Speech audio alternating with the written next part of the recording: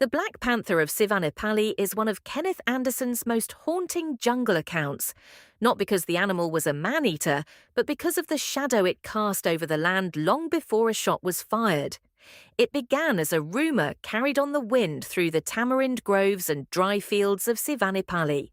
A herdsman, pale and trembling, swore he had seen a creature darker than the night itself at a forest waterhole. Not a tiger, not an ordinary leopard, but something black as burnt charcoal, silent and watching. The villagers laughed at first. Leopards were spotted, panthers belonged in stories. But when cattle began to die, throats crushed, bodies dragged into scrub and half devoured, disbelief curdled into fear. The kills were precise and cold. The animal did not waste energy. It struck at dusk, and sometimes even before sunset, as though it feared nothing. Hoof marks and drag trails led into thorny jungle and broken rock where shadows gathered thickly.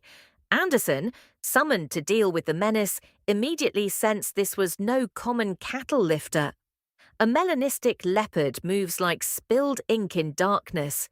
Even in moonlight, it is almost invisible. To hunt it was to hunt a moving shadow. Tracking was slow and punishing. The ground was dry, the spoor faint. The panther chose rocky paths and nullahs where prints vanished. Once, Kenneth Anderson followed the trail into a low cave in a hillside, a likely refuge. The air inside was stale, heavy with the rank odour of a big cat.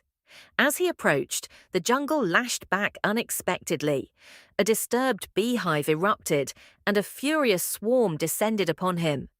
In that chaos of stings and blindness, the panther slipped away unseen, as though mocking the intrusion. Days turned into a test of patience.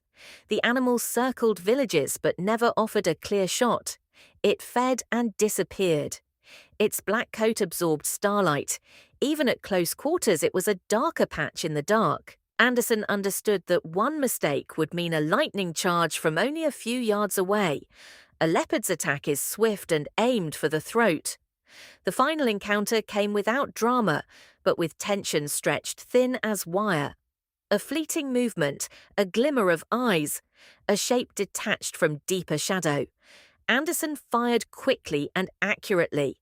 The panther fell, not with a roar, but with a low, choking snarl that seemed more fury than fear. When the villagers gathered, they stared in awe at the body. In death, its coat still shimmered black, the faint rosettes visible only in certain light. It was magnificent, not evil, not supernatural, only a rare creature driven by hunger and instinct.